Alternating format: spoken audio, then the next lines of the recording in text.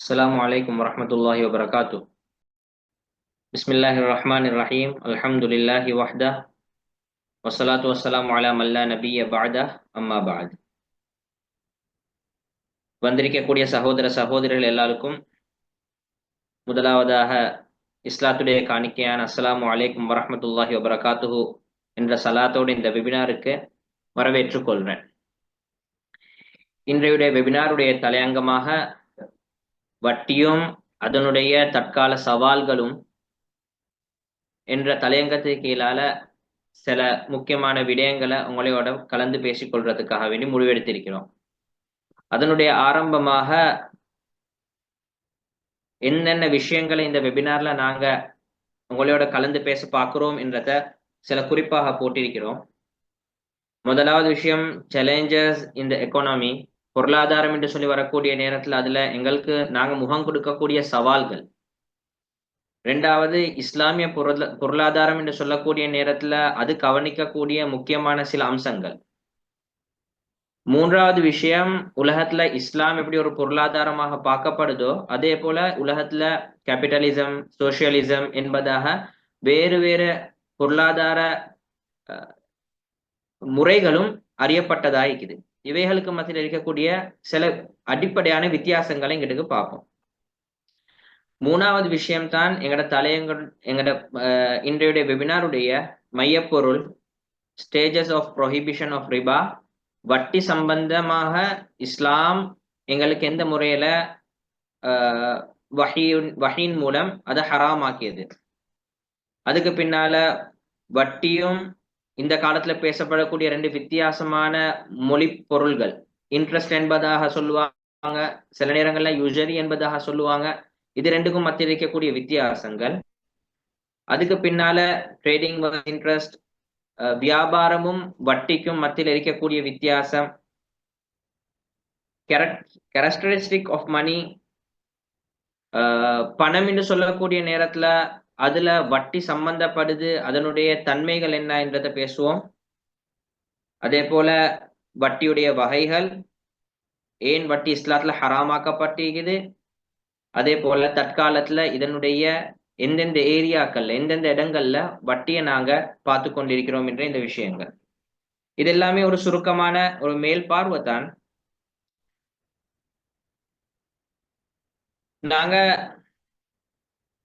இந்த வெபினார்ல நேரடியாக எங்கட கலந்து பேச வந்திருக்கக்கூடிய விஷயத்துக்கே போறோம். பொருளாதாரம் என்று சொல்லக்கூடிய நேரத்துல குறிப்பாக முஸ்லிம்களுக்கு எப்படி இஸ்லாம் தொழுகையில வழிகாட்டிருக்குதோ அதே போல சோஷியல் சமூகத்தோட நாங்க கலந்து பழகக்கூடிய நேரத்துல எப்படி இருக்கணும் என்று வழிகாட்டிருக்குதோ இதே போல இஸ்லாம் எங்களுக்கு வழிகாட்டிருக்கக்கூடிய ஒரு முக்கியமான ஒரு இடம்தான் ஒரு மனிதனுடைய பொருளாதாரம். பொருளாதாரம் என்று சொல்றது ஒரு மனிதனுக்கு இன்றியமையாத ஒரு விஷயம், அது எல்லாரும் தெரிஞ்சது. ஒரு உதாரணம், அழகான உதாரணம் ஒன்று சொல்லப்படுது. மனிதன் என்று சொல்றவன் ஒரு பிரயாணிய போல, ஒரு கப்பல்ல பிரயாணம் செய்யக்கூடிய பிரயாணிய போல. எனவே நாங்க பிரயாணம் செய்யறதுக்கு கப்பல் தான் தேவை.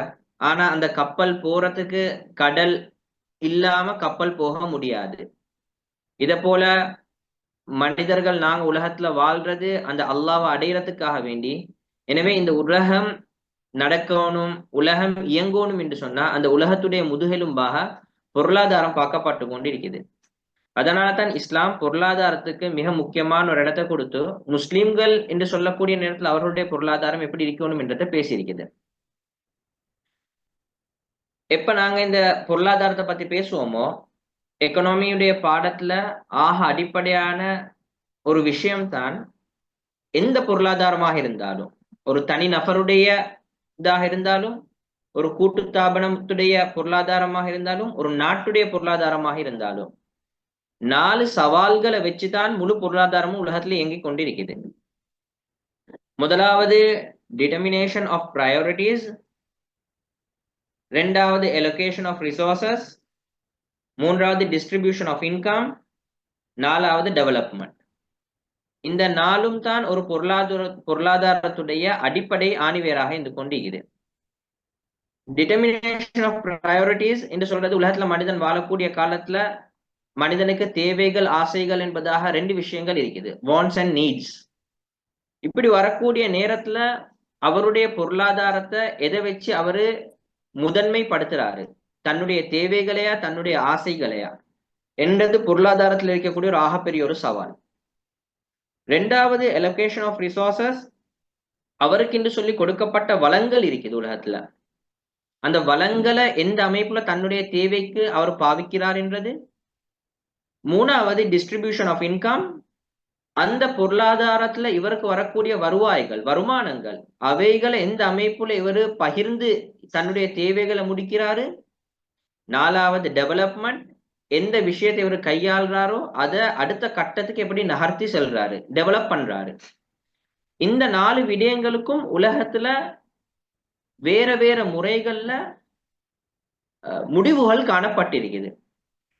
உதாரணமாக இந்த 4ஐயும் உள்ளடக்கின ஒரு உதாரணமாக எங்களுக்கு என்ன பார்க்கலும், ஒரு கிராமம், அந்த கிராமத்துல சில மக்கள் விவசாயிகளாக இருக்கிறாங்க, விவசாயம் தேவைப்படுது அந்த ஊருடைய மக்கள் சாப்பாடு உணவுடைய தேவைகளை பூர்த்தி செய்யறதுக்கு. ரெண்டாவது அந்த ஊர்ல வீடுகள் கட்டுறதுக்காக வேண்டி தளபாடங்கள் செய்யறதுக்காக வேண்டி ஒரு கார்பெண்டர் ஒரு தச்சன் தேவைப்படுது. மூணாவது அந்த ஊருடைய வளத்துக்கு அறிவு, எனவே அறிவை படிச்சு கொடுக்கக்கூடிய டீச்சர்மார்கள் தேவைப்படுது. இப்போ ஒரு வில்லேஜ் ஒரு கிராமம் என்று சொல்லக்கூடிய நேரத்துல இந்த அடிப்படையான 3 விஷயங்களும் தேவை. இப்ப இந்த 3 விடயங்கள்ல டிட்டர்மினேஷன் ஆஃப் ப்ரையாரிட்டிஸ், இந்த ஊர் மக்கள் எதுக்கு முன்னுரிமை வழங்க போறாங்க, இந்த 3ல எதை முன்னுரிமை வழங்கி அவங்க முடிவு செய்யறாங்களோ அதுக்கு அலோகேஷன் ஆஃப் ரிசோர்சஸ், வயல் வேலை செய்யக்கூடியவர்கள், டீச்சர்மார்கள், அதே போல தச்சர், இப்படியான கார்பெண்டர்ஸ், இவங்களை அவங்க பாவிப்பாங்க. இதை எப்படி இவங்க பாவிக்க போறாங்க, இவங்கள் மூலம் வரக்கூடிய லாபத்தை டிஸ்ட்ரிபியூஷன் ஆஃப் இன்கம், ஊர் மக்களுடைய நலவுக்காக வேண்டி இவங்க எப்படி பகிர்ந்து கொடுக்க போறாங்க. நாலாவது டெவலப்மெண்ட், அந்த ஊரை இந்த நிலைமையிலிருந்து அடுத்த கட்டத்துக்கு கொண்டு போறதுக்காக வேண்டி இவங்க எப்படி முடிவு பண்ண போறாங்க. எனவே ஒரு தனி நபருடைய வாழ்க்கையா இருந்தாலும், ஒரு குடும்பம், ஒரு ஊர், ஒரு நாடு, இவங்க எல்லாமே இந்த 4 விஷயங்களை மையமாக வச்சுதான் தன்னுடைய பொருளாதாரத்தை முன்னெடுத்து செல்றாங்க. இப்படி வரக்கூடிய நேரத்துல தான் உலகத்துல பல சிஸ்டங்கள் உருவாக்கப்பட்டிருது. கேபிட்டலிசம், சோசியலிசம், அதாவது முதலாளித்துவம் என்பதாக சொல்லுவாங்க. அதே போல சோசியலிசம் கவர்மெண்டுடைய அத்தாரிட்டிக்கு கீழால நடக்கக்கூடிய நடக்கக்கூடிய ஒரு பொருளாதார சிஸ்டமாக இருக்கும். இந்த எல்லாத்துடைய விடயங்களையும் நாங்க டீட்டெயிலாக எங்களுக்கு பேசுறது இல்ல. காரணம், எங்களோட வெபினாருடைய அடிப்படை நோக்கம் வட்டி சம்பந்தமான விஷயங்கள். ஆனா இஸ்லாம் இந்த 4 விடயங்களையும் சொல்லக்கூடிய நேரத்துல எங்களுக்கு படிச்சு தர ஒரு பாடம் தான், இவைகளை கண்ட்ரோல் பண்ணக்கூடிய சிஸ்டத்தை இஸ்லாம் எங்களுக்கு சொல்லித்தாரத்தை விட இவைகள்ல என்னென்ன விஷயங்களை நாங்க கொண்டு வரக்கூடாது என்றதை இஸ்லாம் எங்களுக்கு சொல்லி தந்திருக்குது. ஹதீஸுடைய கருத்து நபி ஸல்லல்லாஹு அலைஹி வஸல்லம் அவங்க சொன்னாங்க, தஉன் நாஸ யர்ஸுகு பஅதுஹும் பஅதா. உலகத்துல சப்ளை அண்ட் டிமாண்ட் என்பதாக ஒரு தியரி ஒன்று இருக்குது. மக்களுடைய தேவைகளை பொறுத்து உற்பத்திகள், உற்பத்தியுடைய அளவை பொறுத்து மக்களுடைய தேவைகள். இப்ப இந்த ரெண்டையும் வச்சுதான் முழு உலகமும் இயங்கி கொண்டிருக்குது. எனவே இதை கண்ட்ரோல் பண்றதை விட இஸ்லாம் எங்களுக்கு சொல்லித்தரக்கூடிய பாடம், இந்த சிஸ்டத்தை, சப்ளை அண்ட் டிமாண்ட் என்ற சிஸ்டத்தை இல்லாமக்கக்கூடிய விடயங்கள்ல நாங்க ஈடுபடாம இருக்கணும் என்றது. அப்படி பார்க்கக்கூடிய நேரத்துல தான் 3 விஷயங்கள்ல இஸ்லாம் எங்களுக்கு ஒரு ரெஸ்ட்ரிக்ஷன், ஒரு கண்ட்ரோலை கொண்டு வந்திருக்குது. முதலாவது மார்க்கத்துடைய புறத்தால ஹராம் ஹலால் எதை செய்யக்கூடாது என்றதை இஸ்லாம் எங்களுக்கு சொல்லி தந்திருக்குது. பொருளாதாரத்தில் இப்படியான விஷயங்களை எந்த காரணத்தை கொண்டும் நீங்க செய்யக்கூடாது. உதாரணமாக 2 விஷயங்கள் போட்டிருக்கிறோம், கேம்பிளிங் சூதாட்டம், ரிபா வட்டி. வட்டியை தான் நாங்க இன்றைக்கு இன்ஷா அல்லாஹ் எங்களோட வெபினாருடைய ஒரு அடிப்படையான விடயமாக பேசியிருக்கிறோம். இந்த விடயங்களை நாங்க செய்யக்கூடாது. ஏன், இவைகளின் மூலம் பொருளாதாரம் என்றது உலகத்துல இல்லாமல் ஆகிடும், பொருளாதாரம் டேமேஜ் ஆக சான்ஸ் இருக்குது. அதே நேரத்துல எப்படி ஹராம் ஹலால பேசிச்சோ, இதே நேரத்துல மோரல், ஒரு மனிதனுடைய லௌகீகம், ஒரு முஃமின் என்று சொல்லி வரக்கூடிய நேரத்துல, ஒரு முஸ்லிம் என்று சொல்லி வரக்கூடிய நேரத்துல அவர் உள்ளத்துடைய தன்மை எப்படி இருக்கணும் என்றதையும் இஸ்லாம் எங்களுக்கு பேசியிருக்குது. உதாரணமாக ஹதீஸ்ல நபி ஸல்லல்லாஹு அலைஹி வஸல்லம் அவங்க சொன்னாங்க, மன் தலபத் துன்யா ஹலாலன், ஒரு மனிதர் வியாபாரம் செய்யறாரு, அந்த வியாபாரத்துல ஹலாலான வியாபாரம் செய்யறதாக இருந்தாலும் எந்த சூதாட்டமும் இல்லை, எந்த பொய்யும் இல்லை, எந்த களவும் இல்லை, எந்த வட்டியும் இல்லை. அப்படியாப்பட்ட ஒரு ஹலாலான வியாபாரம் செய்யறதாக இருந்தாலும் அந்த வியாபாரத்துல அவர் வைக்கக்கூடிய எண்ணங்களை இஸ்லாம் சொல்லி தந்திருக்குது. முதலாவது இஸ்திஅஃபாஃபன் அனில் மஸ்அலா. நான் யாருக்கிட்டையும் போயிட்டு கையேந்தி பிச்சை கேட்க கூடாது, ஏண்ட தேவையை நானே பூர்த்தி செஞ்சு கொள்ளணும் என்றதுக்காக வேண்டி பொருளாதாரத்தோட ஈடுபடுறாரு. ரெண்டாவது வஸஅயன் அலா அஹ்லிஹி, தன்னுடைய பராமரிப்புக்கு கீழால் இருக்கக்கூடிய குடும்பத்துடைய தேவைகளை பூர்த்தி செஞ்சு கொடுக்கணும். மூன்றாவது தஅத்துஃபன் அலா ஜாரிஹி, அவரை சுத்தி இருக்கக்கூடிய மக்கள், அவரோட பழகக்கூடிய மக்களுக்கு உதவி செய்யணும் என்ற நல்லெண்ணத்தோட யாரு பொருளாதாரத்துல ஈடுபடுவாரோ, வியாபாரம் செய்வாரோ, லகியல்லாஹ வவஜ்ஹுஹு கல் கமரி லைலத்தல் பத்ரி, கியாமத்துடைய நாளையில அல்லாஹ் சுப்ஹானஹு வ தஆலாவ பூரண சந்திரன் பிரகாசமாக இருக்கிறத போல இவருடைய முகம் பிரகாசமான நிலைமையில சந்திப்பாரு என்பதாக நபி ஸல்லல்லாஹு அலைஹி வஸல்லம் ஹதீஸ்ல சொன்னாங்க. அதே ஹதீஸுடைய தொடர்ல சொன்னாங்க, மன் தலபத் துன்யா ஹலாலன், யாரு துன்யாவை ஹலாலான முறையில தான் சம்பாதிக்கிறாரு, ஹலாலான வியாபாரம், வட்டி சூது பொய் களை ஒன்றும் இல்லை, ஆனா முகாஃபிரன் முஃபாஹிரன் முராயியன், பெருமையோடையும் பணப்பேராசையோடையும் மக்களுக்கு மத்தியில் ஆடம்பரமான வாழ்க்கை வாழணும் என்ற கெட்ட தவறான எண்ணங்களோட பொருளாதாரத்தில் ஈடுபடுவாரோ, லகியல்லாஹ வஹுவ அலைஹி கத்பான், கியாமத்துடைய நாளையில அல்லாஹ் இவரோட கோபம் கொண்ட நிலைமையில இவரை சந்திப்பான் என்பதாக.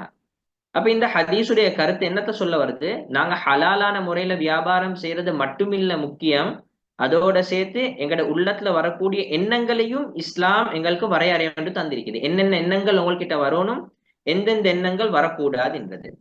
அப்ப இஸ்லாம் ஹராம் ஹலால படிச்சு தந்திருக்குது, உள்ளத்துடைய எண்ணம் எப்படி இருக்கணும் என்றும் படிச்சு தந்திருக்குது. அதே நேரத்துல நாங்க வாழக்கூடிய நாட்டுடைய சட்டம் என்று சொல்லி வரக்கூடிய நேரத்துல அந்த சட்டத்தையும் நாங்க எவ்வளவு தூரத்துக்கு பின்பற்றணும் என்றதையும் இஸ்லாம் எங்களுக்கு சொல்லி தந்திருக்குது. உதாரணத்துக்கு பிரைஸ் கண்ட்ரோலிங், ஒரு பொருளுக்கு எவ்வளவு விலை வைக்கணும், எதை விட கூட போக கூடாதுன்ற அந்த பிரைஸ் கண்ட்ரோலிங் விஷயத்துல நாட்டு சட்டத்தை இஸ்லாம் எங்களுக்கு வலியுறுத்துது. அதே நேரத்துல சில நேரங்கள்ல ஒரு நாட்டுல பெரிய ஒரு சோதனை பொருளாதார வீழ்ச்சி வரக்கூடிய நேரத்துல கவர்மெண்ட் சைடால ரெஸ்ட்ரிக்ஷன்ஸ் வருது, எந்தெந்த ஏரியாக்கள்ல நாங்க இன்வெஸ்ட் பண்ணணும், எந்தெந்த ஏரியாக்கள்ல நாங்க இன்வெஸ்ட் பண்ண கூடாதுன்னு இதுலயும் இஸ்லாம் எங்களுக்கு சில வழிகாட்டல்கள் தந்து கொண்டிருக்குது. அப்ப பொருளாதாரம் என்று சொல்லி வரக்கூடிய நேரத்துல இஸ்லாம் எதை செய்யணும் என்று சொல்றதை விட அதிகமாக எந்தெந்த தவறுகளை நாங்க செய்யக்கூடாது என்ற ஒரு பாடத்தை எங்களுக்கு படிச்சு தந்திருக்குது. இப்ப இஸ்லாம் ஒரு பொருளாதார முறைன்றத உலகத்துல நாங்க பாக்குற மாதிரி கேபிட்டலிசம் சோசியலிசம் இவைகளையும் நாங்க டீட்டெயிலாக பேசல, ஆனாலும் அடிப்படையில நாங்க தெரிஞ்சு கொள்ளணும் ஏனைய முறைகளுக்கும் இஸ்லாத்துக்கும் இருக்கக்கூடிய அடிப்படையான விஷயம், இதனால தான் முழு சிஸ்டமுமே மாறுது என்று சொல்லக்கூடிய அடிப்படையான ஒரு விஷயத்தையும் வேறுபாடையும் இந்த பொருளாதாரம் வச்சிருக்குது. அதுலதான் சொல்லுவாங்க இஸ்லாம் என்று சொல்றது டிவைன் லோ, அது அல்லாஹ் சுப்ஹானஹு வ தஆலா மூலம் எங்களுக்கு தரப்பட்ட சில வரையறைகளும் வழிகாட்டல்களும். ஆனா ஏனைய பொருளாதார முறைகள் உலகத்துல எதுவாக இருந்தாலும் அது ஹியூமன் மேட் லோவாக தான் இருக்கும். இந்த காலத்துல அதிகமான நாடுகள்ல ஃபாலோ பண்ணக்கூடிய கேபிட்டலிசமாக இருந்தாலும் அல்லது சோசியலிசமாக இருந்தாலும் தற்காலத்தில் இருக்கக்கூடிய மிக்ஸ்ட் எக்கனாமியா இருந்தாலும் ரெண்டும் கலவையான ஒரு பொருளாதார சிஸ்டமாக இருந்தாலும் இது எல்லாமே மனிதனுடைய அறிவால் உருவாக்கப்பட்டது தான். இஸ்லாம் என்று சொல்றது அல்லாஹ்வுடைய சட்டத்தின் மூலம் உருவாக்கப்பட்ட பொருளாதாரம். எனவே ரெண்டிலையும் ஒரு வித்தியாசம் இருக்கத்தான் செய்யும். உதாரணமாக 1700 பகுதிகளில் இந்த கேபிட்டலிசம் உருவாக்கப்பட்ட நேரத்துல அடம் ஸ்மித் அவருடைய காலத்துல இந்த பொருளாதாரம் உருவாக்கப்பட்டுச்சு. ஆனா இன்றைக்கு வரைக்கும் இந்த கேபிட்டலிசத்துடைய சிஸ்டத்துல எத்தனையோ சேஞ்ச், எத்தனையோ மாற்றங்கள், வழிகாட்டல்கள், ஆரம்பத்தில் இருந்த சட்டங்கள் இப்ப இல்லாம போயிட்டு புதிய புதிய சட்டங்கள் என்றது காலத்துக்கு காலம் மாற்றம் நடந்து கொண்டே இருக்குது. அதே போலதான் சோசியலிசம் அந்த கேபிட்டலிசத்துக்கு மறுமுனையில வந்தது, அதுக்கு எதிராக உருவாக்கப்பட்டுச்சு கால் மார்க்ஸால 1800 பகுதிகளில். இவருடைய காலத்துல உருவாக்கப்பட்ட இந்த சோசியலிசமும் காலத்துக்கு காலம் மாறிக்கொண்டே இருக்குது மனிதனுடைய தேவை உலகத்துடைய நிலைமைகளை வச்சு. ஆனா அன்றிலிருந்து இன்றைக்கு வரைக்கும் மாறாத ஒரே ஒரு பொருளாதார முறைன்னு சொன்னா அது இஸ்லாமிய பொருளாதார முறை மட்டும் தான். ஏன், அது அல்லாஹ் சுப்ஹானஹு வ தஆலா உலகத்தை யாரு படைச்சானோ அவனால இந்த உலகத்துக்கு கொடுக்கப்பட்ட சிஸ்டம், அதுல எந்த தவறுகளும் வர முடியாது. அதுதான் மனிதனுக்கு விமோசனம் கொடுக்கக்கூடிய ஒரு சிஸ்டம்.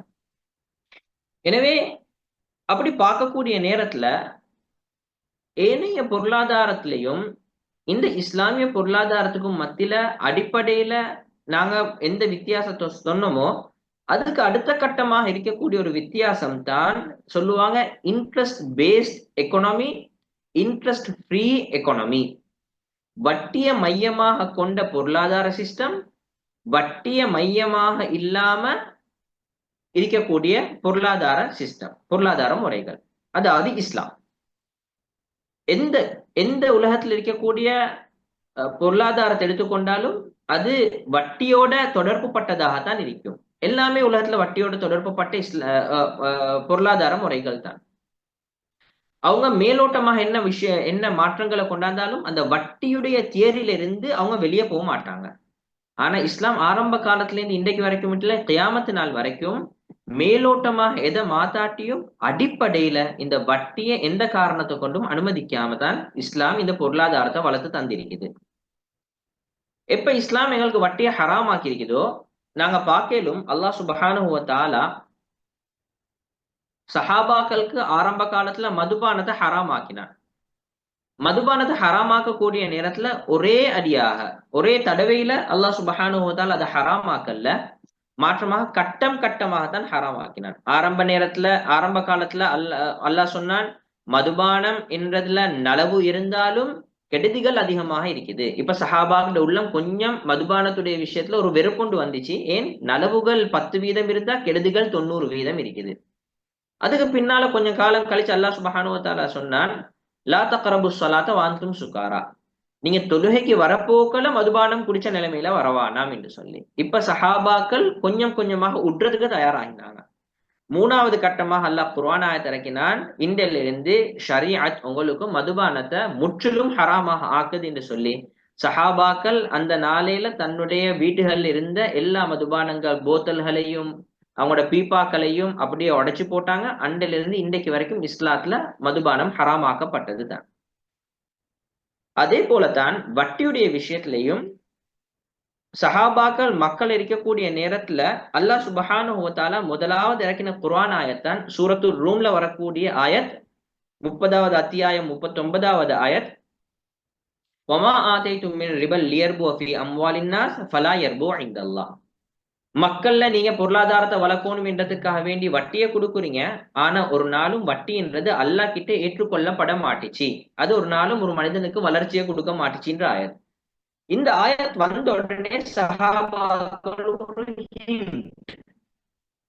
ஒரு மறைமுகமான மெசேஜ் ஒன்று கிடைச்சி அல்லாஹ் வட்டியை வெறுக்கிறான் போல, வட்டியால எங்களுக்கு வாழ்க்கையில எந்த லாபமும் இல்லை என்று சொல்லி எப்ப சஹாபாக்கள் உள்ளத்துல இப்படி ஒரு குறை வந்துச்சோ இப்ப மக்களை சஹாபாக்களுக்கு அல்லாஹ் முதலாவது ஹராம் என்று சொல்லாததுக்கு காரணம் சஹாபாக்கள் ஏற்கனவே மக்களை இருக்கக்கூடிய காலத்துல கஷ்டத்தோடையும் சிரமங்கள் பிரச்சனைகள் அந்த முஷ்ரிக்கின்கள் குஃபார்களுடைய அவதூறுகளுக்கு முகம் கொடுத்து கொண்டிருந்தாங்க. இந்த நேரத்துல ஷரியத்துடைய சட்டத்தையும் சஹாபாக்களுக்கு கொடுத்து அதை சுமக்கிறது கஷ்டமா இருக்கும் என்றதுனால வெறுமனே ஒரு ஹிண்ட் ஒன்றைத்தான் நல்லா கொடுத்தான், ஒரு சைக்கினை சொன்னான், வட்டி தடுக்கப்படுறதுக்கு தகுதியான ஒரு விஷயம் என்றத.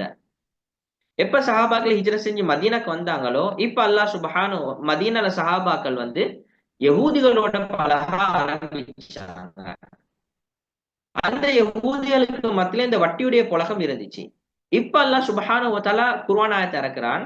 அந்த யகூதிகளுடைய கெட்ட பழக்க வழக்கங்களை சொல்லிக்கொண்டு வரக்கூடிய நேரத்துல, அதாவது யகூதிகள் என்று சொன்னா மூசா அலைஹிஸ்ஸலாத்தை துன்புறுத்தினவங்க, மூசா அலைஹிஸ்ஸலாம் அல்லாஹ் பத்தி சொல்லக்கூடிய நேரத்துல எங்களுக்கு அல்லாஹ்வை காட்டுங்க என்று சொன்னவங்க, தௌராத்தை கொடுக்கக்கூடிய நேரத்துல கண்முன்னு கேள்வி என்று சொன்னா வானத்துல இருந்து தௌராத்தை இறக்கி காட்டுங்க என்று சொல்லி சவால்கள் சொன்ன அந்த விஷயங்கள் அல்லாஹ் குர்ஆன்ல பேசுறான்.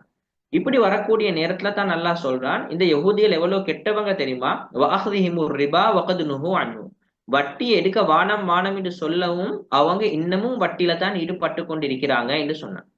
இதை சொன்ன உடனே சஹாபாக்களுக்கு உள்ளத்துல இன்னும் கொஞ்சம் இடம் கிடைச்சிச்சு. அப்ப நாங்க யகூதிகள்ல இருந்து ஓரமாகணும் என்று சொன்னா வட்டில இருந்தும் ஓரமாகணும் போலேண்டு. மூணாவது கட்டமாக அல்லாஹ் குர்ஆன் ஆயத்தை இறக்கினான். உஹது யுத்தத்துடைய நேரம், அந்த நேரத்துல முஷ்ரிக்கீன்கள் குஃபார்கள் எல்லாம் உஹது யுத்தத்துல சஹாபாக்களோட யுத்தம் செய்யறதுக்கு மக்களை வட்டிக்காக வேண்டி கூலிக்கு எடுத்தாங்க. வட்டிக்கு சல்லி கொடுப்பாங்க, அவங்களுக்கு யுத்தத்துல கலந்து கொள்ளுங்க என்று சொல்லி. இப்ப இத போல சஹாபாக்களும் செஞ்சிடக்கூடாது என்றதுக்காக வேண்டி அல்லாஹ் சுப்ஹானஹு வ தஆலா உடனே குர்ஆன் ஆயத்தை இறக்கினான். உங்களோட படபலத்தை கூட்டுறதுக்காக வேண்டி அந்த முஷ்ரிகீன்கள் செய்யறத போல வட்டிக்கு சல்லி கொடுத்து ஆட்களை நீங்க படைக்கு கூப்பிட வேணாம் என்று. இப்ப சஹாபாக்களுக்கு இன்னும் இன்னும் ஸ்ட்ராங் ஆகுது, அல்லாஹ் வட்டியை எதிர்க்கிறான், அல்லாஹ் வட்டியை வெறுக்கிறான் என்பதாக. அதுக்கு பின்னால கடைசி கட்டமாக அல்லாஹ் சுப்ஹானஹு வ தஆலா 4வது ஆயத்தாகத்தான் இறக்குறான். சூரா பக்ரால இருக்கக்கூடிய அந்த 275 281 முற்றும் இருக்கக்கூடிய கிட்டத்தட்ட 6 வசனங்களை அல்லாஹ் இறக்குறான். அல்லதீன யக்குலூன ரிபால இருந்து, யாரு வட்டியை சாப்பிடுறாங்களோ அவங்க ஷைத்தானோட தான் கியாமத்துடைய நாள்ல எழுப்பாட்டப்படுவாங்க. அல்லாஹ் வட்டியை அழிக்கிறான், சதக்காவை வளர்க்கிறான்.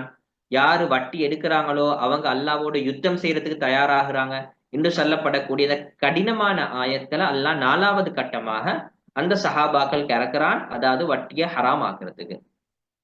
அப்ப இந்த 4 ஆயத்துல இருந்து எங்களுக்கு விளங்கக்கூடிய விஷயம் தான், வட்டி என்று சொல்றது அது ஒரே தடவையில ஹராமாக்கப்பட்ட ஒரு விஷயம் ஒன்று இல்ல. அதனுடைய கடினத்தனம் அல்லாஹ் ஹராமாக்கினா அதை சஹாபாக்கள் இதுக்கு பிறகு செய்யவே கூடாதுன்றதுக்காக வேண்டி கொஞ்சம் கொஞ்சமாக அது உள்ளுக்கு இருந்த சஹாபாக்களை ட்ரைனிங் பண்ணி அல்லாஹ் வெளியே எடுக்கிறான். கடைசிக்கு வட்டியை ஹராமாக்குறான் நபி ஸல்லல்லாஹு அலைஹி வஸல்லமோட வஃபாத்துக்கு முன்னால. இப்ப இந்த ஹராமாக்கப்பட்ட வட்டி இது இஸ்லாத்துல மட்டுமில்ல ஹராமாக்கப்பட்டுச்சு, மாற்றமாக உலகத்துல இருக்கக்கூடிய மேஜர் வேர்ல்ட் ரிலிஜன் என்று சொல்லப்படக்கூடிய கிறிஸ்டியானிட்டியாக இருக்கலும், அதே நேரத்துல ஜுடாயிசமாக இருக்கலும், அவங்கள்கிட்ட இருக்கக்கூடிய புத்தகங்கள் ஓல்ட் டெஸ்டமெண்ட் நியூ டெஸ்டமெண்ட் இந்த ரெண்டுலையுமே அல்லாஹ் சுப்ஹானஹு வ தஆலா ஹராமாக்கினது அவங்களோட கிதாபுகள்ல இந்த காலத்திலையும் பைபிள்கள்ல இருக்கத்தான் செய்யுது. எப்படி குர்ஆன்ல அல்லாஹ் சொல்றானோ, எப்படி அவங்களுக்கு அல்லாஹ் தௌராத்லையும் இஞ்சிலையும் ஹராமாக்கினானோ, இதே போல அல்லாஹ் குர்ஆன்லையும் சொல்றான் அவங்களுக்கு நாங்க ஹராமாக்கினோம், ஆனா அவங்க தவிர்த்து கொள்ளல என்று சொல்லி. இது சொல்றதுக்கு காரணம் முஸ்லிம்கள் நீங்க தவிர்த்து கொள்ளணும் என்றதுக்காக வேண்டி. ஆனா இந்த காலத்துல வட்டிக்கு அரபுல சொல்லக்கூடிய வார்த்தை தான் ரிபா. இந்த ரிபாவை இங்கிலீஷ்ல டிரான்ஸ்லேட் பண்ணக்கூடிய நேரத்துல எல்லா இடங்கள்லயும் எங்களுக்கு கிடைக்கிறது தான் ஒன்று சொல்லுவாங்க இன்ட்ரெஸ்ட், அப்படி இல்லாட்டி யூஷரி என்பதாக சொல்லுவாங்க. இந்த இன்ட்ரெஸ்ட்க்கும் யூஷரிக்கும் ஆக்ஸ்போர்ட் டிக்ஷனரியுடைய அர்த்தம் நாங்க தந்திருக்கிறோம். ரெண்டுமே ஏறத்தாழ ஒன்றே தான். அதாவது ஒருத்தர் கடனுக்கு சல்லி கொடுத்துட்டு திருப்பி எடுக்கக்கூடிய நேரத்துல கொடுத்த கேபிட்டலை விட அதிகமாக அவர்கிட்ட சல்லி எடுக்கிறது. உதாரணமாக 1 லட்சம் ரூபாய் சல்லி கொடுத்தாரு, இப்ப ஒரு மாசம் கழிச்சு தரப்போக்கல ஒரு 10% கூட தரணும் என்று சொல்லி அதுக்கு சார்ஜ் பண்றது. இது இன்ட்ரெஸ்டா யூஷரியா என்று சொல்லி கேட்டா, இந்த காலத்துல இத கிறிஸ்டியானிட்டி இவங்க வேறுபடுத்தி வச்சிருக்கிறாங்க. ஆரம்ப காலத்துல இன்ட்ரெஸ்ட் யூஷரி என்பதாக வேறுபாடு இருக்கல. ஆனா எப்ப உலகத்துல பேங்கிங் சிஸ்டம் உருவாக்கப்பட்டுச்சோ, இந்த பேங்கிங் சிஸ்டத்துடைய போர்ஸுக்காக வேண்டி, வற்புறுத்தலுக்காக வேண்டி அவங்க என்ன செஞ்சாங்க, சர்ச்கள் முடிவு பண்ணிச்சு நாங்க வட்டியை 2 வகையாக பிரிக்க போறோம். ஒன்று ஆகுமாக்கப்பட்ட வட்டி, இன்னொன்று ஹராமாக்கப்பட்ட வட்டி என்பதாக இந்த வட்டியை 2ஆ பிரிச்சாங்க. அதுல ஒன்றுக்கு பேர் வச்சாங்க யூஷரி, அதாவது ஹராமாக்கப்பட்ட வட்டி.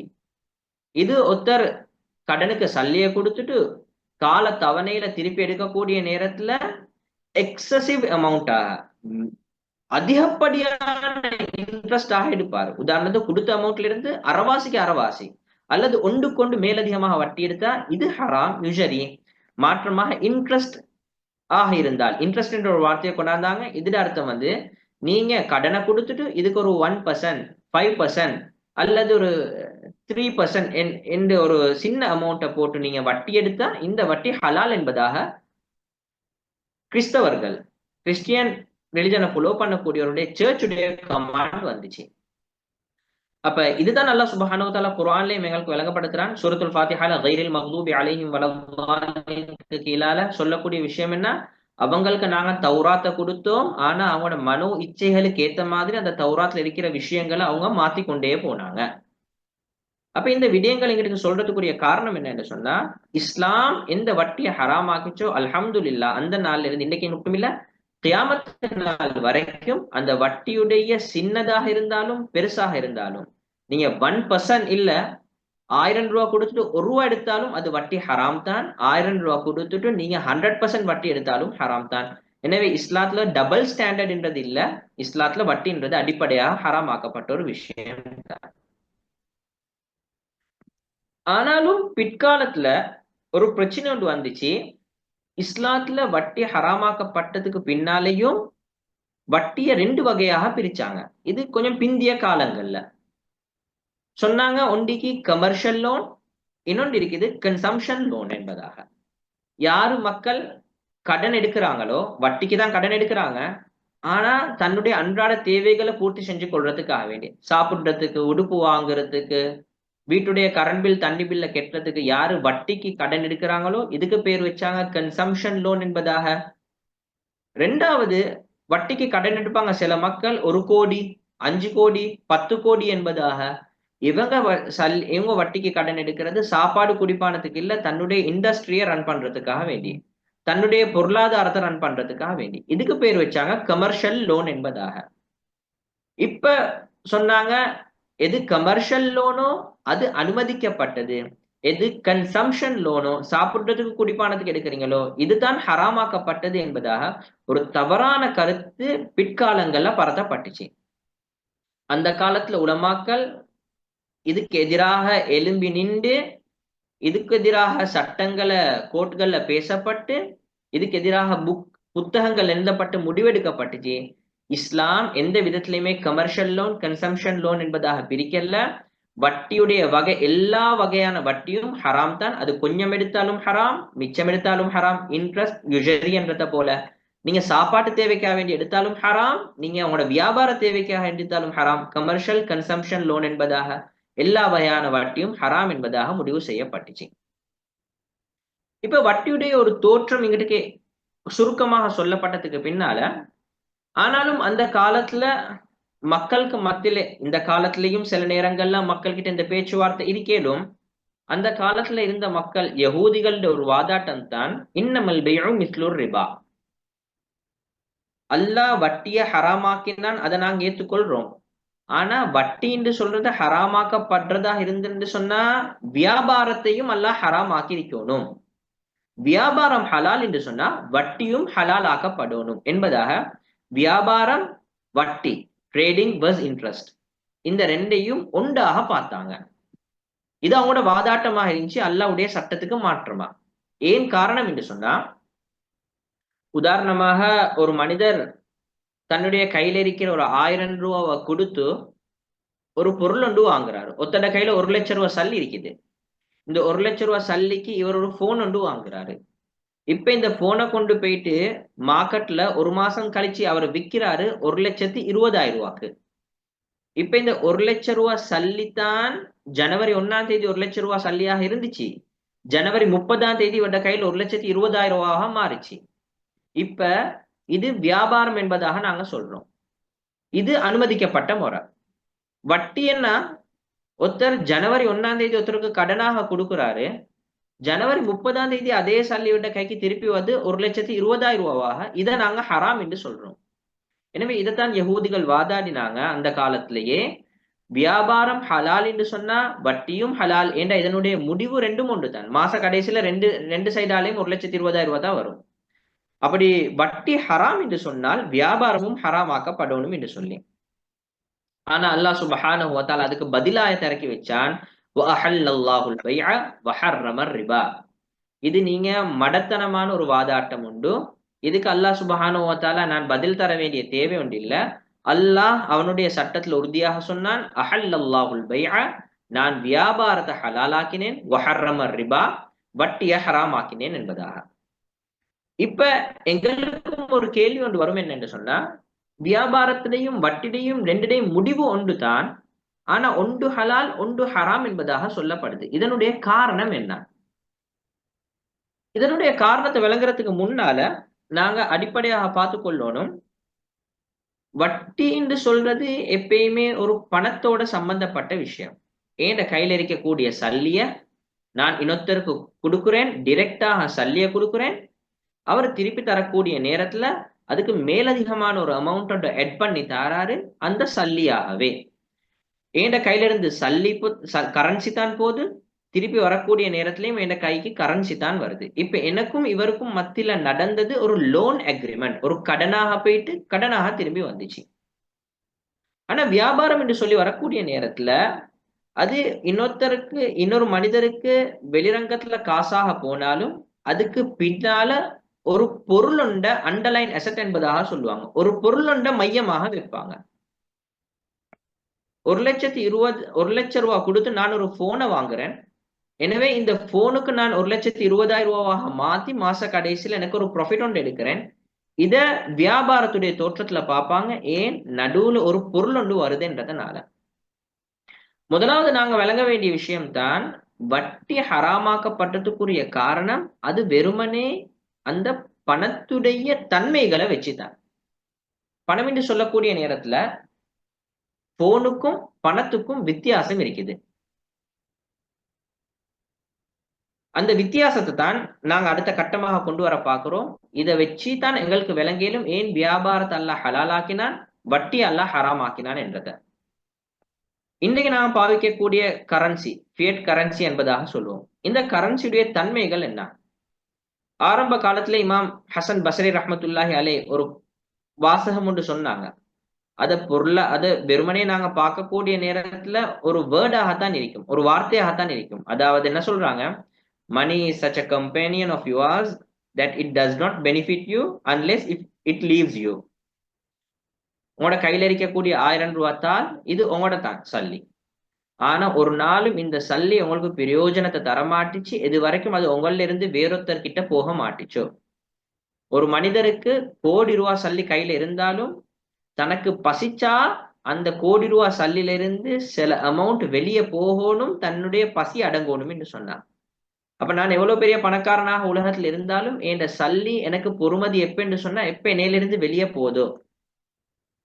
இந்த வார்த்தையை வச்சு இந்த காலத்துல இருக்கக்கூடிய எக்கனாமிக் பொருளாதாரத்தோட சம்பந்தப்பட்ட மார்க் அறிஞராக இருந்தாலும் சரி, உலகத்துல இருக்கக்கூடிய எக்கனாமிஸ்ட் அந்த பொருளாதார நிபுணர்களாக இருந்தாலும் சரி, அவங்க வரக்கூடிய ஒரு முடிவு தான் பணம் என்று சொல்றதுக்குதே இது மீடியம் ஆஃப் எக்ஸ்சேஞ்ச். இத நாங்க ஒரு பொருளை போல பாவிக்க முடியாது, மாற்றமாக ஒரு பொருளை வாங்குறதுக்குரிய சாதகமாகத்தான் நாங்க பாவிக்கணும். உதாரணத்துக்கு நாங்க கடையில போயிட்டு வாங்கக்கூடிய பொருட்களாக இருந்தாலும் சரி, அல்லது நாங்க செய்யக்கூடிய செயல்களுக்குரிய கூலியாக இருந்தாலும் சரி, என்ன சொல்லுவோம்? இந்த பொருளுடைய விலை என்ன என்றத காசை வச்சு நிர்ணயம் செய்வோம். நான் செய்யக்கூடிய வேலைக்கு கூலி என்ன தருவீங்கன்றத காசை வச்சு நிர்ணயம் செய்வோம். எனக்கு 1000 ரூபாய், எனக்கு 1,00,000 ரூபாய், இந்த பொருள் 1,50,000 ரூபாய் என்பதாக பொருளை நாங்க முடிவு செய்யறது, பொருளுடைய விலையை முடிவு செய்யறது காசை வச்சு. அப்ப பொருள்ன்றது வேற, பணம் என்றது வேற. பணம் என்னத்துக்கு பாதிக்கப்படுது? Medium of exchange. உங்கள்கிட்ட இருக்கிற பொருள் எனக்கிட்ட வரணுமா, அதுக்கு நான் உறுதுணையாக காரணமாக பாவிக்கிறேன் தான் அந்த பணமாக இருக்கும். ரெண்டாவது வித்தியாசம் தான் பணத்துக்கும் பொருளுக்கும். மணி ஹேஸ் நோ இன்ட்ரின்ஸ்டிக் வேல்யூ சொல்லுவாங்க, இன்ட்ரின்ஸ்டிக் யூட்டிலிட்டி. ஒரு நாளும் ஒரு பணத்துக்கு அதனுடைய பெருமதியை வச்சு ஒரு மனிதனுக்கு பிரயோஜனம் கொடுக்க முடியாது. ஏண்ட கையில ஆரம்பத்துல சொன்ன மாதிரி ஒரு 1000 ரூபாய் தாள் எவ்வளவு தான் இருந்தாலும் அந்த 1000 ரூபாய் தாளால என்னுடைய பசிய போக முடியாது, என்னுடைய தேவையை பூர்த்தி செய்ய முடியாது. அப்ப பணத்துக்கு அதனுடைய எந்த பொறுமதியும் இல்லை என்ற தேவையை முடிவு செய்யறதுக்கு. ஆனா ஒரு பொருள் ஒன்று இருந்தால் அந்த பொருளால என்னுடைய தேவைகளை முடிவு செய்யலும், என்னுடைய தேவைகளை பூர்த்தி செய்யலும். இப்ப ரெண்டாவது பொருளுக்கும் பணத்துக்கும் இருக்கிற வித்தியாசம், பணத்தால் ஒரு மனிதனுடைய தேவை பூர்த்தியாக மாட்டுச்சு, ஆனா ஒரு பொருளால தான் மனிதனுடைய தேவை பூர்த்தியாகும். மூணாவது விஷயம்தான் எங்கேயும் எங்க நாட்டு சட்டத்திலையும் சரி எங்களுக்கு தெளிவாக பார்க்கலும், எப்ப நாங்க வியாபாரம் செய்யக்கூடிய நேரத்துல ஒரு பொருளை நாங்க குறிப்பிட்டு இந்த பொருள் தான் எனக்கு வேணும் என்று சொல்லுவோமோ அந்த நேரத்துல அந்த பொருள் தான் எனக்கு வேணும். உதாரணமாக நாங்க ஒரு வாகனத்தை வாங்க போறோம், ஒரு காசேலுக்கு ஷோரூமுக்கு போறோம், அங்க போயிட்டு சொல்றோம் இந்த காரை நான் முடிவு செய்யறேன்னு வாங்குறதாக. அப்ப அந்த பொருள்ன்றது எதை நீங்க பின் பாயிண்ட் பண்றீங்களோ அது அங்கிட்டுக்கு சர்டன் ஆகிடும், அதுதான் ஸ்பெசிஃபைடு, அது குறிக்கப்பட்டதாக மாறிடும். அந்த காரைத்தான் அவர் எனக்கு தரணும், அது அல்லாத வேற கார்களை வேற வாகனங்கள் எனக்கு மாத்தி தர முடியாது, பொறுமதி ஒன்றாக இருந்தாலும் சரி. ஆனா இது பொருள் இல்ல. இதே ஒரு பணம் என்று சொல்லி எடுத்துக்கொண்டோம் என்று சொன்னா, பணத்துல நான் ஒருத்தர்கிட்ட 1000 ரூபாய் கேட்கிறேன், ஒரு 10,000 ரூபாய் 1,00,000 ரூபாய் சல்லி கேட்கிறேன், நான் கேட்கிற சல்லியத்தான் அவர் தரணும் என்றது இல்லை. ஒரு 100 ரூபா கேட்டா 100 ரூபா தாள் அவர் எனக்கு தரவும் மேலும், 2 50 ரூபா தாள் எனக்கு தரவும் மேலும். அப்ப பணத்தை நான் பாயிண்ட் அவுட் பண்றதுனால, இதுதான் எனக்கு ஓணும் என்று சொல்றதுனால அந்த பணம் என்றது குறிப்பாக மாட்டுச்சு, அதனுடைய வேல்யூ தான் குறிப்பாகும். ஆனா பொருள் என்று சொல்லக்கூடிய நேரத்துல அந்த எந்த பொருளை நான் குறிப்பாக்குறேனோ அந்த பொருள் நிச்சயமாக அங்கே குறிப்பாகும்.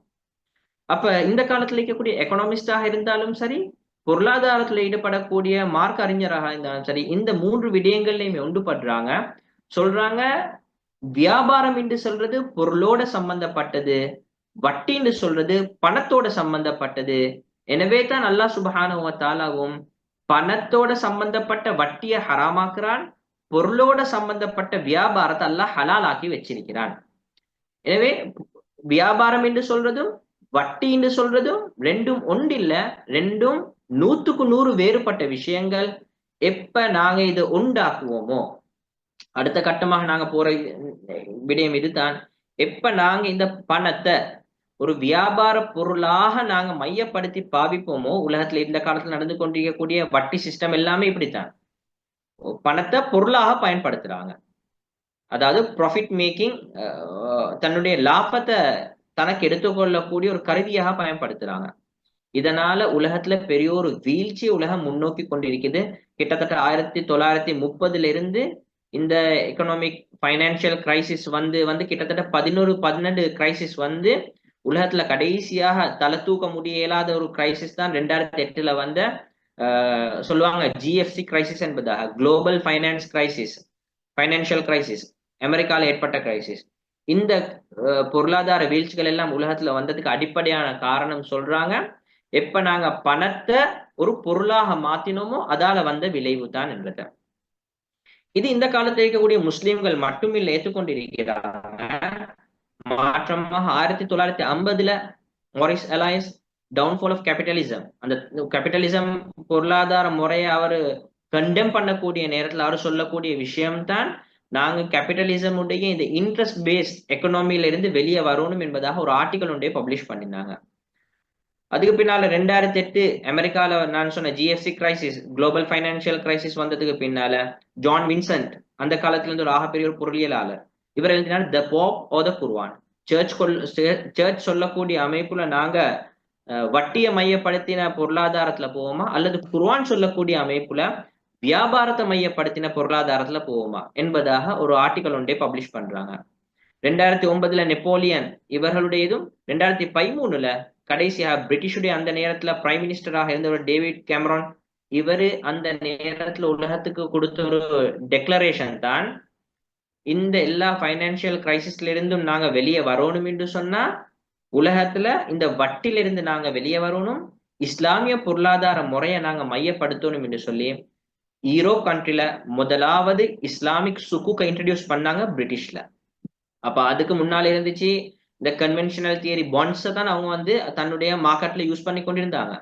ஆனா அதுக்கு பின்னால் அவங்க இந்த எக்கனாமிக் இந்த பொருளாதாரத்துடைய வீழ்ச்சிகள் எல்லாம் படிச்சதுக்கு போறோம், அவங்க ஒரு விஷயம் தான், பணத்தை நாங்க பணத்தோட இடத்துல வைக்காம பணத்தை பொருளுடைய இடத்துக்கு கொண்டாந்துட்டோம் என்று சொன்ன இந்த விளைவுகளை சந்திக்கணும் என்பதாக இஸ்லாமிய பொருளாதார முறைக்கு அவங்க திரும்புறாங்க. அதுக்கு பின்னால அந்த 1930 நான் ஆரம்பத்துல சொன்ன மாதிரி 1930 போடப்பட்ட கமிட்டி, சவுத் ஹாம்ப்டன் உடைய சேம்பர் ஆஃப் கமர்ஸால முடிவெடுக்கப்பட்டது தான், நாங்க இந்த பொருளாதாரத்துல வட்டிலிருந்து வெளியே போகணும், இஸ்லாமிய பொருளாதாரத்துக்கு திரும்பணும் என்றது அந்த காலத்திலே எடுக்கப்பட்ட முடிவு. சரி, ஹைர், அல்ஹம்துலில்லாஹ். இது வட்டி சம்பந்தமான ஒரு மேலோட்டமான பார்வை தான். இப்ப அடுத்ததாக நாங்க பேச பார்க்கிறது, வட்டியை நாங்க கேட்டகரைஸ் பண்ண வேண்டிய தேவை ஒன்று இருக்குது. வட்டின்னு சொல்றது இஸ்லாமிய பார்வையில 2 விதமாக வட்டியை பிரிக்கப்படும். ஒன்று இருக்குது கடனோட சம்பந்தப்பட்ட வட்டி, லோன். 2வது வியாபாரத்தோட சம்பந்தப்பட்ட வட்டி. கடனோட சம்பந்தப்பட்ட வட்டின்னு சொன்னா, நான் ஒருத்தருக்கு கடனாக ஒரு தொகை பணத்தை கொடுக்குறேன், உதாரணமாக ஒரு 10 லட்சம் ரூபா. இப்ப இதோட சம்பந்தப்பட்ட சில வட்டியுடைய நிலைப்பாடுகள் இருக்குது. இன்னொன்று இருக்குது வியாபாரத்தோட சம்பந்தப்பட்ட வட்டியும் இருக்குது.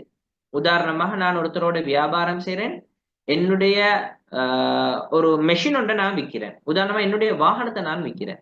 இந்த வாகனத்தை நான் விற்கக்கூடிய நேரத்தில் இது ஒரு வியாபாரம் தான். ஆனா அவரு சல்லி எனக்கு கெட்டக்கூடியது கடனாக இருந்தால் இந்த கடன்லையும் வட்டியுடைய தோற்றங்கள் எங்களுக்கு வர இயலும். அதை நாங்க இன்ஷால்லா அடுத்த ஸ்லைட்கள்ல விளங்கப்படுத்துறோம். முதலாவது கடனோட சம்பந்தப்பட்ட வட்டி. கடனோட சம்பந்தப்பட்ட வட்டிய புக்கஹாக்கள் ரெண்டு வகை, அதாவது மார்க் அறிஞர்கள் ரெண்டு வகையாக பிரிக்கிறாங்க. நான் ஒருத்தருக்கு ஒரு தொகை பணத்தை கொடுக்குறேன், 10 லட்சம் ரூபாய். இது கொடுத்ததுக்கு பின்னால ஒன்று இருக்குது ரிபல் கரு, இன்னொன்று இருக்குது ரிபல் நசியா.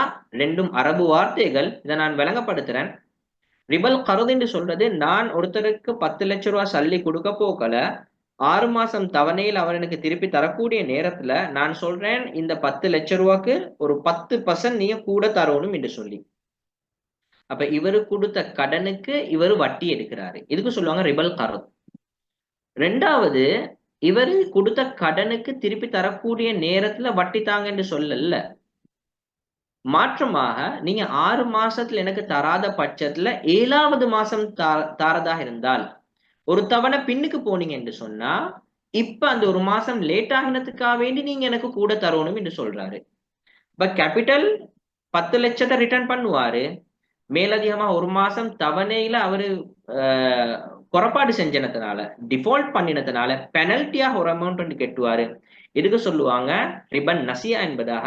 இந்த ரெண்டுமே வட்டி தான். இது ரெண்டுமே கடனோட சம்பந்தப்பட்ட வட்டி. அப்ப கடன் கொடுக்கக்கூடிய நேரத்துல எனக்கு அக்ரிமெண்ட்ல 10% கூட தரணும் என்று சொல்லவும் மேலா, அதே நேரத்துல லேட் ஆகினால் அந்த லேட் ஆகினதுக்காக வேண்டி பெனல்ட்டியாக நீங்க எனக்கு ஒரு 3% தரணும் என்பதாக எனக்கு சொல்லவும் மேலா. இந்த ரெண்டுமே வட்டியாகத்தான் போகும்.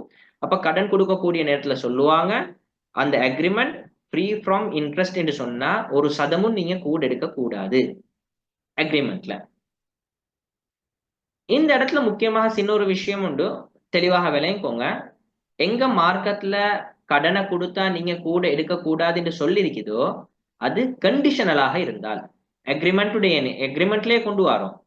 நான் உங்களுக்கு 10 லட்சம் ரூபாய் கடன் தரேன், திருப்பி தரக்கூடிய நேரத்துல நீங்க எனக்கு 10% கூட தரணும், அல்லது நீங்க தர வேண்டிய நேரத்துல தராட்டி பெனல்ட்டியாக 3% தரணும் என்பதாக அக்ரிமெண்ட்ல சொல்லி ரெண்டு பேரும் பேச்சுவார்த்தையில் ஒன்றுபட்டு இப்ப இந்த கடன் நடந்தால் இது வட்டியாக போயிடும்.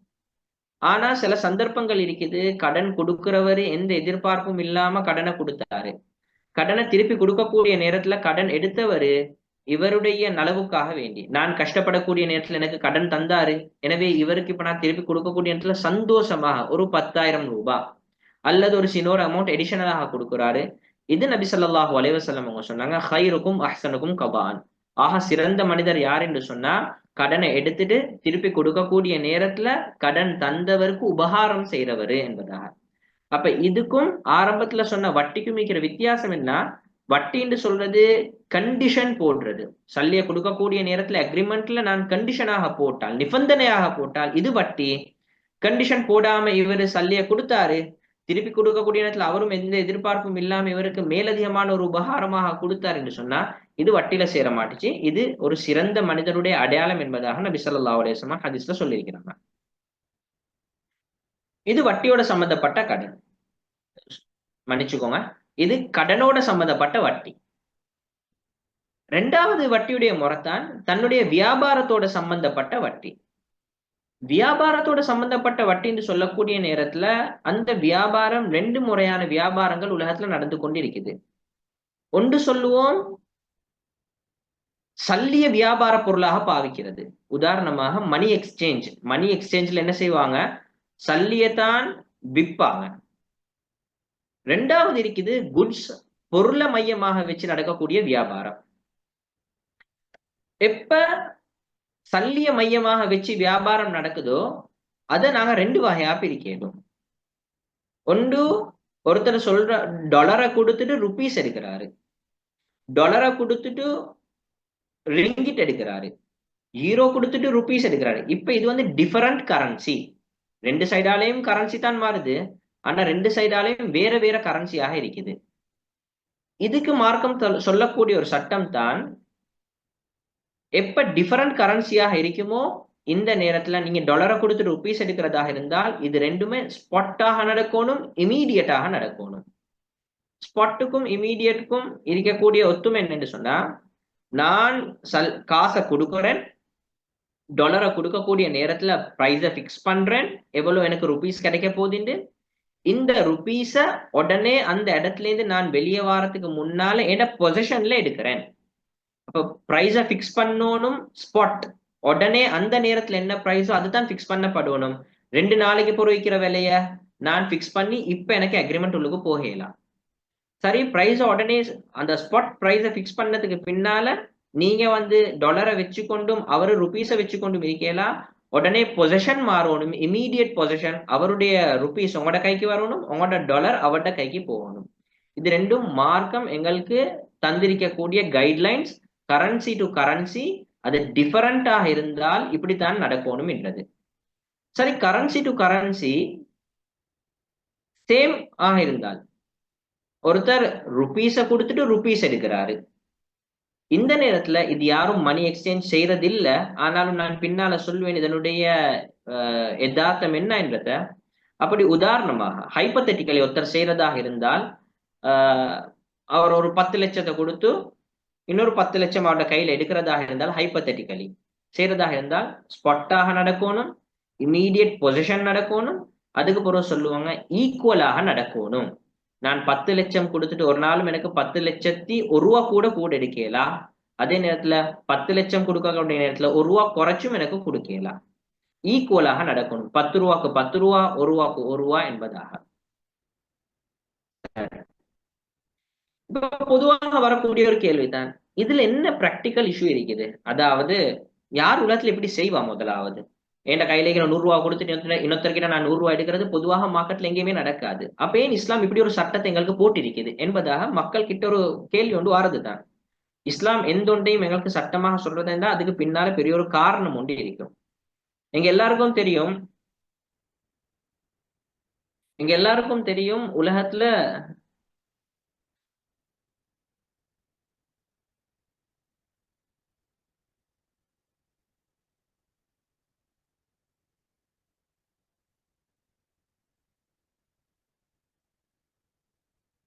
2008 நடந்த ஃபைனான்சியல் கிரைசிஸ், அமெரிக்காவில் நடந்த ஜிஎஃப்சி என்பதாக சொல்லுவாங்க, குளோபல் ஃபைனான்சியல் கிரைசிஸ்.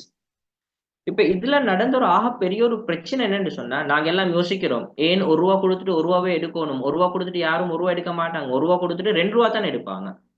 அப்ப இஸ்லாம் இந்த சொல்றதுக்கும் நாங்க செய்யறதுக்கும் ஒத்து போதே இல்லை என்பதாக. நான் இந்த பிரச்சனையை சொல்றதுக்குரிய காரணம் இந்த இஸ்லாத்துடைய இந்த இந்த இந்த ரூல்ஸ், இந்த சட்டத்துடைய யதார்த்தத்தை விளங்குறதுக்காக வேண்டி. எப்ப 2008 ஃபைனான்சியல் கிரைசிஸ், ஜிஎஃப்சி என்பதாக சொல்லும் குளோபல் ஃபைனான்சியல் கிரைசிஸ் இது நடந்துச்சோ, இந்த நேரத்துல அந்த காலத்துல அமெரிக்கால இருந்த ஒரு பிரச்சனை ஒன்று தான் ஹவுஸ் ஃபைனான்சிங் என்று சொல்லி ஹவுஸ் லோன் கொடுத்தாங்க. ஹவுஸ் லோன் கொடுக்கக்கூடிய நேரத்துல ஒவ்வொரு தனி நபரும் என்ன செய்வாங்க என்று சொன்னா, பேங்க்ல வந்து வீடுகளை வாங்க ஆரம்பிச்சாங்க. இப்போ ஒரு வீட்டுடைய பொறுமதி $1 மில்லியன் என்று சொன்னா, இப்ப இந்த பேங்க் என்ன செய்யும் என்று சொன்னா, இந்த ஒவ்வொருத்தருக்கும் ஹவுஸ் லோன் என்பதாக கொடுப்பாங்க மினிமல் இன்ட்ரெஸ்ட் ரேட்டை வச்சு. உதாரணமாக 1%. அப்ப இன்ட்ரெஸ்ட் ரேட்டை குறைச்சி இந்த ஊடுகள் கொடுக்கக்கூடிய நேரத்துல மக்களும் ஆசையோட போயிட்டு, எந்த அளவுக்கு சொல்லப்படுதுன்னு சொன்னா, ரெஸ்டாரண்ட்ல வேலை செய்யற வெயிட்டருக்கும் போயிட்டு பேங்க் சொல்லிச்சு எங்ககிட்ட வந்து நீங்க எடுங்க, ஹவுஸ் லோன் எடுங்க, நாங்க 1% தான் சார்ஜ் பண்றோம் என்று. அப்ப மக்கள் அந்த காலத்துல ஊடுகளை வாங்கினாங்க. இப்ப ஊடுகள் வாங்கக்கூடிய நேரத்துல ஊடுகளுக்காக வேண்டி பேங்க்ல இருந்து லோன் எடுத்தாங்க. லோன் எடுக்கிற நேரத்துல இப்ப ஒவ்வொருத்தையும் 1 மில்லியன் என்பதாக சொல்லி கிட்டத்தட்ட 4 மில்லியன் என்று சொன்னா, உதாரணமாக இந்த முழு சல்லியும் இந்த பேங்குக்கு வரும். இப்போ உதாரணமா நாங்க 2024 இருக்கிறோம், 2030 பேங்குக்கு இந்த 4 மில்லியன் என்பது இன்ட்ரெஸ்டோட சேர்த்து உதாரணமாக 5 மில்லியனாக வரும். இப்ப பேங்க் பார்த்துச்சு, இப்ப 2030 மட்டும் நாங்க வெயிட் பண்ண தேவையில்ல, இந்த முழு இன்ட்ரெஸ்ட் பேஸ்ட் லோனையும் முழு இந்த இவங்களுக்கு கொடுத்திருந்து எதிர்பார்த்து கொண்டிருக்கக்கூடிய இந்த 5 மில்லியன் லோனையும் சொல்லுவாங்க சிடிஓ, கொலட்டரலைஸ் டெட் ஆர்கனைசேஷன். இந்த முழு கடனையும் இவங்க சேர்த்து இன்னொரு பேங்க்குக்கு விற்பாங்க. எப்படி விற்பாங்கன்னு சொன்னா டிஸ்கவுண்டிங் ரேட்ல. இவங்களுக்கு சொல்லுவாங்க 2030 எங்களுக்கு 5 மில்லியன் ஒன்று வர இருக்குது உதாரணமா யூஎஸ்டி, நீங்க எங்களுக்கு 1% மைனஸ் பண்ணி எங்களுக்கு இந்த சல்லியை தந்துடுங்க, 4 மில்லியனை தந்துடுங்க. உதாரணமாக 4 மில்லியன்ல 4 மில்லியனோட கூட தான் வரும் 4.5 உதாரணமாக. இப்ப இவங்க இந்த பேங்க் பார்க்கும் என்னன்னு சொன்னா, ஓகே 2030 எங்களுக்கு 5 மில்லியன் சும்மா சல்லி கிடைக்குது, நாங்க ஒன்றுமே செய்யல, இவங்களுக்கு நாங்க 4.5 கொடுக்கறது பெரிய ஒரு கஷ்டம் உண்டே இல்லை. இப்ப இந்த பேங்க்கும் பார்க்கும் என்னன்னு சொன்னா, இன்னும் இந்த மால்களை பிடிச்சி பெரிய பெரிய டீல்களை உருவாக்கி அந்த முழு கடனையும் இவங்களுக்கு விற்பாங்க. காலப்போக்கில் என்ன நடந்துச்சுன்னு சொன்னா, கிட்டத்தட்ட குறுகிய காலத்துள்ளுக்கோ அந்த அமெரிக்காவுடைய ரியல் எஸ்டேட் அப்படியே ட்ராப் ஆகி கொண்டு போச்சு. இப்ப வீடு எடுத்தவங்க எல்லாம் யாரு, சின்ன சின்ன வருமானங்கள் இருக்கிறவங்க, அவங்க இந்த கடன்களை திருப்பி கொடுக்கறதுக்கு கஷ்டப்பட போகல, அந்த கடன் எடுக்க வேண்டி இந்த பேங்க்குக்கு சல்லி போகல. அவங்க எதிர்பார்த்த மாதிரி 2030 அவங்க எதிர்பார்த்த இந்த 5 மில்லியனும் கிடைக்கல, இவங்களுக்கு கொடுத்த 4.5 கிடைக்கல, கடைசி 1 அல்லது அதை விட மைனஸ்ல தான் போயிட்டு இந்த பேங்க்கள் நின்றுச்சு. அந்த காலத்துல அதிகமான பேங்க்கள் இழுத்து மூடப்பட்டுச்சு என்று சொன்ன இந்த பைனான்சியல் கிரைசிஸ்னால. இந்த முழு கிரைசிஸுடையும் அடிப்படை காரணத்தை எக்கனாமிஸ்டும் அந்த காலத்துல ஏற்றுக்கொண்டாங்க. என்னன்னு சொன்னா, இப்ப நாங்க செஞ்ச இந்த டீல் இருக்குது, இவங்களுக்கு கடனுக்கு கொடுத்தோம், அந்த கடன் நாங்க கடனை என்ன செஞ்சோம், இந்த 5 மில்லியன் வர வேண்டிய 2030 கடனை 4.5க்கு இவங்களுக்கு வித்தோம், இவங்க எங்களுக்கு தர வேண்டிய இன்ட்ரெஸ்டையும் டைமுக்கு தரல, அதனால இவங்க இங்கிட்டு கால ஷார்ட் ஃபால் நடக்கக்கூடிய நேரத்துல, இந்த பேங்க்குக்கு இவங்க இங்கிட்டு கால ஷார்ட் ஃபால் செய்யக்கூடிய நேரத்துல இந்த பேங்க் அப்படியே பணிய புழுந்துச்சு. ஆனா இந்த பேங்க் என்ன செஞ்சாங்கன்னு சொன்னா, அவங்க டாப்லயே நின்று கொண்டிருந்தாங்க, அவங்களுக்கு இந்த 4.5 மில்லியன்ல எந்த கிரைசிஸும் வரல. இப்ப இந்த முழு எக்கனாமிக் கிரைசிஸுடைய அடிப்படை காரணம் என்னன்னு சொன்னா, யூஎஸ்டிக்கு மாத்தப்பட்டுச்சு அன்ஈக்குவலி, கூட குறைய. இவங்களுக்கு கொடுத்தாங்க கூட அமௌண்ட்ல, இவங்களுக்கு கொடுத்தாங்க குறைய அமௌண்ட்ல. எப்ப பணத்துக்கு பணம் அன்ஈக்குவலாக மாறுமோ இந்த நேரத்துல இதே மாதிரி கிரைசிஸ்கள் உலகத்துல வாரத்துக்கு சான்ஸ் இருக்குது. இதைத்தான் இஸ்லாம் என்ன செஞ்சுச்சுன்னு சொன்னா, ஆரம்ப காலத்துல 1400 வருஷத்துக்கு முன்னாலேயே ஒரு சட்டம் போட்டுச்சு, ஒரு நாளும் ஒரு யூஎஸ்டி ஒன்றாக இருந்தா இன்னொரு யூஎஸ்டி ஒன்றுக்கு தான் மாறணும் என்று. இது மாத்துங்கன்றதுக்காக வேண்டி இல்ல, இப்படி மாத்தாம நீங்க அன்ஈக்குவலாக மாத்திரத்தை நிப்பாட்டுறதுக்காக வேண்டித்தான் இஸ்லாம் இந்த சட்டத்தை போட்டுச்சு. அப்ப இஸ்லாம் இங்கிட்டுக்கு அந்த 1+1 ஈக்குவலாக மாறணும் என்று சொன்னது மக்கள் இப்படி மாத்தணும் என்றதுக்காக வேண்டி இல்ல, மக்கள் இப்படி இல்லாம அன்ஈக்குவலாக மாத்தக்கூடாது, மாத்தினால் இதே போல பெரிய ஒரு பைனான்சியல் கிரைசிஸ் வரும் என்றதை மக்களுக்கு விளங்கப்படுத்துறதுக்காக வேண்டி. இந்த பைனான்சியல் கிரைசிஸ் உலகத்துக்கு வந்ததுக்கு பின்னால தான்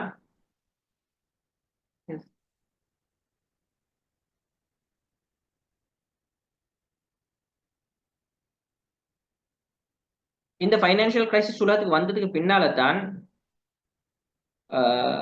வேர்ல்ட் எக்கனாமிக் ஃபோரம் உடைய சேர்மன் அந்த நேரத்தில் இருந்தவர் உடனே ஒரு அனௌன்ஸ்மெண்ட் கொடுக்குறாரு, today we have reach the tipping point which leaves us only one choice, change, face continue decline and misery. ஒன்று நாங்க மாறணும் இந்த வட்டியுடைய சிஸ்டத்துல இருந்து, அல்லது இதுக்கு பின்னாலேயும் நாங்க இதே மாதிரி வீழ்ச்சிகளை கண்டு கொண்டு இருப்போம் என்று சொல்லி வேர்ல்ட் எக்கனாமிக் ஃபோரம் உடைய அந்த நேரத்துல சேர்மனாக இருந்தவர் ஆர்டிக்கல் ஒன்று கொடுக்குறாரு, பெரிய ஒரு நியூஸ் ஒன்று. இப்பதான் உலகத்துல முதல் முறையாக 2014 டாவோஸ்ல நடந்த வேர்ல்ட் எக்கனாமிக் ஃபோரம்ல மார்க்க சம்பந்தமான அறிஞர்களையும் அவங்க இன்வைட் பண்றாங்க, இந்த கிரைசிஸ்ல இருந்து நாங்க வெளியே வாரத்துக்கு என்ன செய்யணும் என்று. அந்த நேரத்துல தான் உலகத்துல இருந்த இப்பயும் இருக்கக்கூடிய முஃப்தி தகி உஸ்மானி, இஸ்லாமிக் ஃபைனான்ஸ் உடைய ஃபாதர் என்பதாக சொல்லப்படுது, அவங்க அந்த டாவோஸ்ல போயிட்டு ஒரு தியரி ஒன்று முன்வைக்கிறாங்க, எது வரைக்கும் நாங்க இந்த இன்ட்ரெஸ்ட்ல இருந்து வெளியே வர மாட்டோமோ நாங்க இதே கிரைசிஸை உலகத்துல சந்திக்க வேண்டி வரும். இப்ப இந்த இன்ட்ரெஸ்ட்ல இருக்கக்கூடிய ஒரு ஆகப்பெரிய ஒரு மோசமான ஒரு இடம் தான், வட்டியில இருக்கக்கூடிய மோசமான இடம் தான் poor become poorer, richer become richer. பணக்காரன் எப்பயும் பணக்காரனாகத்தான் இருப்பான், ஆனா ஒரு ஏழை இன்னும் ஏழை ஆகி கொண்டு தான் போவான். இதனுடைய தியரியுடைய முடிவு தான் 2008 இந்த அமெரிக்கால நடந்த இந்த பைனான்சியல் கிரைசிஸ்ல என்ன நடந்துச்சு, ஒரு ஸ்டாட்டிஸ்டிக் எடுத்தாங்க. ஆகப்பெரிய பணக்காரன்ல 1%, டாப் 10 ரிச்சஸ்ட் என்று சொல்லப்படுற 10 பேர், இவங்க மொத்தம் முழு அமெரிக்காவுடைய 35% பணத்துக்கு சொந்தக்காரனாக இருந்தாங்க. 35% பணத்துக்கு சொந்தக்காரன். இவங்களுக்கு அடுத்து இருக்கக்கூடிய ஆகப்பெரிய பணக்காரர்கள்ல 19% ஆட்கள் கிட்டத்தட்ட 50% பணத்துக்கு சொந்தக்காரனாக இருந்தாங்க. அப்ப மொத்தம் 20% பணக்காரர்கள் முழு அமெரிக்காடையும் 85% பணத்துக்கு அதிபதிகளாக இருந்தாங்க. பேலன்ஸ் இருக்கக்கூடிய 80% ஏழைகள் வெறுமனே 15% பணத்துக்கு தான் சொந்தக்காரர்களாக இருந்தாங்க. அப்ப இந்த வட்டி முறைன்னு சொல்றது அது ஒரு பணக்காரனை எப்பயுமே பணக்காரனாக ஆக்கும், அதே நேரத்தில் ஒரு ஏழைய இன்னும் இன்னும் ஏழையாக இருக்கும் என்றதுக்கு இதை விட அழகான உதாரணம் எங்களுக்கு வரலாறுல கொண்டாடுறதுக்கு கஷ்டமா இருக்கும் என்று சொன்னா இது அமெரிக்காவுடைய அந்த நேரத்துடைய ஸ்டாட்டிஸ்டிக்கா நாங்க உங்களுக்கு எங்களுக்கு ஸ்கிரீன்ல காட்டுறோம்.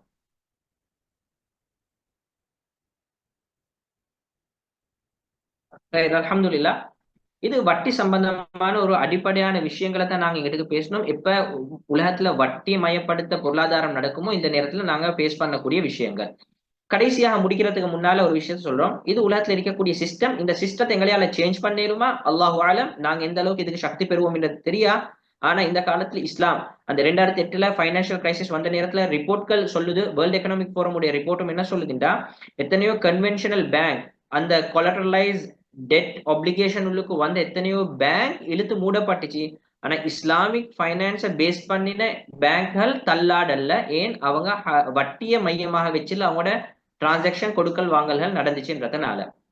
அப்ப உலகத்துடைய சிஸ்டம் எங்கிட்டுக்கு மாறினாலும் மாறாட்டியும் முஸ்லிம்கள் என்ற அடிப்படையில நாங்க விளங்கி கொள்ளணும் வட்டி என்றது எவ்வளவு மோசமான ஒரு பாவம் என்று சொன்னா, நபி ஸல்லல்லாஹு அலைஹி வஸல்லம் ஹதீஸ்ல சொன்னாங்க, ஒரு மனிதர் வட்டியால சாப்பிடக்கூடிய ஒரு ரூபாய், ஒரு திர்ஹம் என்று சொல்றது கிட்டத்தட்ட 36 தடவை ஒரு ஹராமான பெண்ணோட ஜினா செய்யறதை விட மோசமான ஒரு பாவம் என்றது.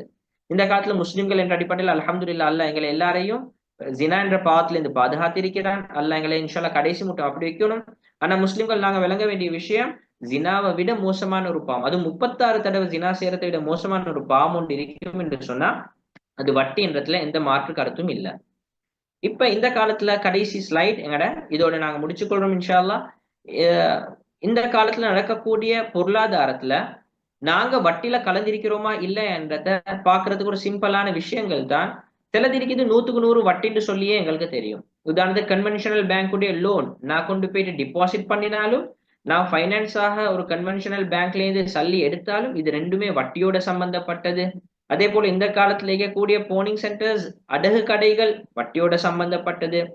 அல்லது தனி நபர்கள் இவங்களுக்குள்ள சல்லி மாற்றிக்கொள்றாங்க, சல்லி கொடுக்குறாங்க, எடுக்கிறாங்க கடனாக, இந்த கடன் வட்டியோட சம்பந்தப்பட்ட எங்களுக்கு தெரியும். அதே போல டிஸ்கவுண்ட் பில் ஆஃப் எக்ஸ்சேஞ்ச், சில மக்கள் என்ன செய்வாங்கன்னு சொன்னா, நான் 1,00,000 கொடுத்துட்டு 1,10,000 எடுத்தா வட்டி, சரி 1,00,000 விட குறை எடுத்தா வட்டி ஆகுமா? இது கண்டிஷனலாக ஒரு அக்ரிமெண்டாக நடக்குது. நான் சொல்லுவோம் டிஸ்கவுண்ட் பண்ணி கொடுக்கறது, செக்களை டிஸ்கவுண்ட் பண்ணி கொடுக்கறது, அதே போல எங்கள்கிட்ட எக்ஸ்சேஞ்ச் பண்ற பில்கள் இருந்தா அதை டிஸ்கவுண்ட் பண்ணி கொடுக்கறது, இதையும் புகஹாக்கள் கூட எடுத்த எப்படி வட்டியோ இதே போல குறை எடுக்கிறதும் ஒரு வட்டி தான் என்பதாக ரொம்ப தெளிவாக சொல்லியிருக்கிறாங்க. அதே நேரத்துல சில விஷயங்கள் இருக்குது பொருளாதாரம் என்று சொல்லி வரக்கூடிய நேரத்துல இன்டெஃபினிட் ரிபா, இன்டெஃபினிட் ரிபா, அதாவது உறுதியாக வட்டின்னு சொல்ல முடியாது, ஆனா வட்டிக்கு போறதுக்கு சான்ஸ் இருக்குது. உதாரணத்துக்கு நான் ஒரு வியாபாரம் செய்யறேன், ஒரு போன் ஒன்றை விற்கிறேன், இந்த போனை உடனே நீங்க சல்லி தந்து வாங்கினா 1,00,000, 6 மாசத்துக்கு பிறகு சல்லி தரதாக இருந்துச்சுன்னா 1,25,000 என்பதாக 2 பிரைஸ் கொடுக்குறேன். இது மார்க்கெட்ல அனுமதிக்கப்பட்டது தான். ஆனா இதை சரியான முறையில நாங்க செய்யாட்டி அது எங்களைய வட்டியில கொண்டு போயிட்டு போடுறதுக்கும் சான்ஸ் இருக்குது. அப்போ ஒரு வியாபாரம் அந்த வியாபாரத்தை சரியா செஞ்சா சரி, கொஞ்சம் நிபந்தனைகள் பிழையாகிச்சுன்னு சொன்னா அது எங்களைய வட்டியில கொண்டு போயிட்டு விடுறதுக்கும் சான்ஸ் இருக்குது. அதே போல சில நேரங்கள் இந்த காலத்துல இன்வெஸ்ட்மெண்ட் ஆக கொடுக்குறாங்க. ஒரு தனிநபருடைய வியாபாரமா இருந்தாலும் சரி, நிறைய ஆன்லைன் பிளாட்ஃபார்ம்கள் இன்வெஸ்ட் பண்றாங்க ஆட்கள். ஸ்கீம்கள், இன்வெஸ்ட்மெண்ட் ஸ்கீம் என்பதாக சொல்லி அதிகமான ஆன்லைன் இன்வெஸ்ட்மெண்ட்கள் இருக்குது. இதுவல்ல மக்கள் இன்வெஸ்ட் பண்ணக்கூடிய நேரத்துல இது இன்வெஸ்ட்மெண்ட் ஹராமா ஹலாலா என்று சொல்லி கேட்டா ஹராமாக இருக்கவும் மேலும் நிபந்தனைகள் பேணப்படாட்டி அதே நேரத்துல அது ஹலாலாக இருக்கவும் மேலும் சரியான நிபந்தனைகளை பார்த்து சொன்னான்.